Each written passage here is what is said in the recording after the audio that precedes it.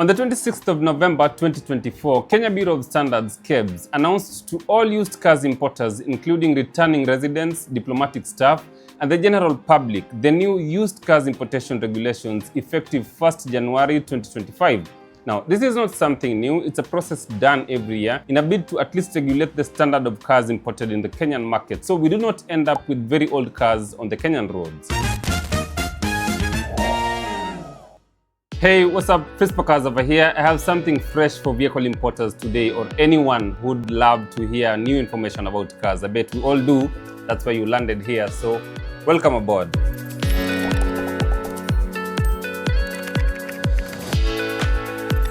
If you're planning to import a car to the Kenyan market, the three non-negotiable standards your car must meet are: firstly, the car must be within the 8-year age gap. For example, if we are in 2024, the only cars you can import are from 2017 and above, 2018, 19, 20, 2021, 2023, or 2024. If you're in 2025, the only cars you can import are from 2018 going onwards. Secondly, the car must pass KEBS inspection regulations and awarded certificate of inspection. Lastly, the car must be right-hand drive. There are some special cases where a left-hand drive car can be imported to the Kenyan market. Watch this video till the end and find out which cars can be imported as left-hand drive. Also, we have a category of people who are exempted from paying duty at the port. Stick with me and let's find out which people and which cars can be imported duty-free.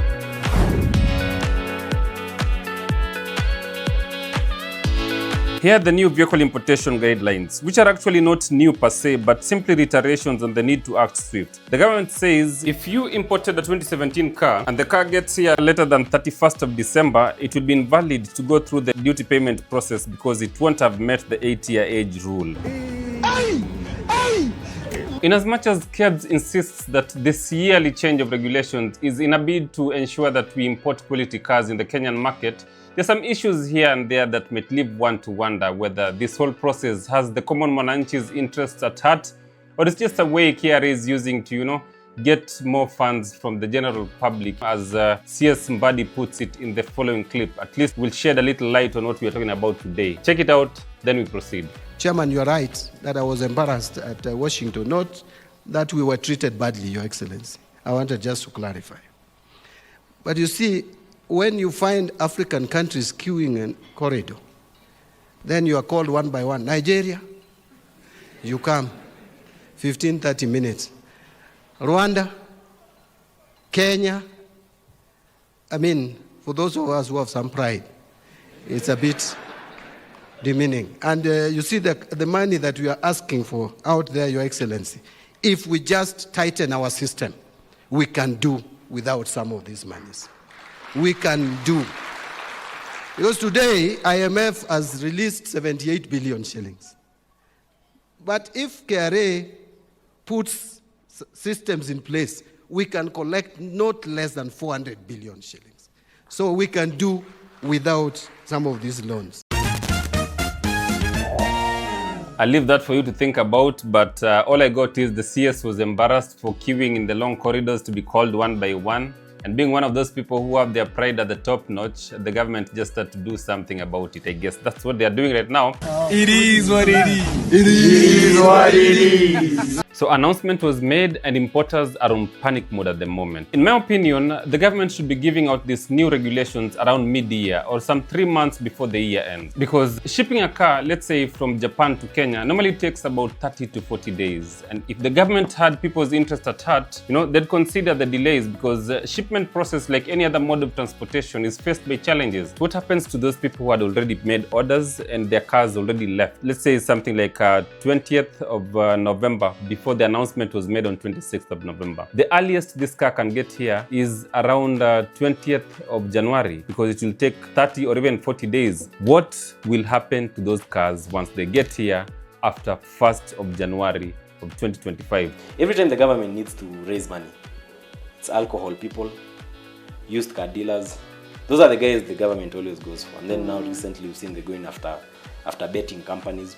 But for a very long time, we'd always get these impromptu tax races on cars. And that can really discourage you. It's actually funny how this always trickles down to the common mwananchi. It's called cash flow management. You may not understand it. It's not an easy subject. Currently, most showrooms have huge stock of 2017 models, and to recover the margins affected by raised duty charges on stock arriving after January 1st, 2025, be sure to buy cars a little more expensive regardless of the year. For instance, you get an Audi A4 2017 model, similar specs with an Audi A4 2018. Even though the 2017 should sell at slightly lower price, there's a very high chance that car will retail at the same price with 2018 model. Benefits are to the government, of course, because you as the buyer will pay more money to the car dealer, who in turn pays more duty in order to salvage the impounded cars at the port. Secondly, KEBS reiterated on the need for compliance and thorough inspection in countries where they have authorized agencies such as Japan, UAE, the UK, Thailand, Singapore, and South Africa. Currently, the two bodies contracted by KEBS to do inspection on their behalf and attach reports together with certificate of quality are Japan Export Vehicle Inspection Center Company Limited, also known as JEVIC, and Quality Inspection Services Incorporation Japan, also known as QISJ. When shopping for a car in the Kenyan market, request for these documents as they contain original inspection reports including mileage, which at times can be tampered with in the odometer inside a showroom. So as you can see, that's not actually something new. It's KEBS just putting stress on already existing rules that might have loopholes for fraudsters, so they can retain as much billions and billions and billions and billions as possible. Who does that? Issuing a statement saying 2017 cars will be grounded upon arrival at the expense of the importer without factoring in the delays during the shipping process, which actually at times are due to unforeseen circumstances, is a bit malicious. You've imported your car worth about 2 million or so. It arrives at the port of Mombasa a day after the stipulated deadline, then you are told you can't be cleared. Bwana, watu si wajinga bwana. Going by corruption disease we are known for more so in the government offices, there's likelihood these cars will end up being cleared, but at higher duty rates despite their depreciation. It's true.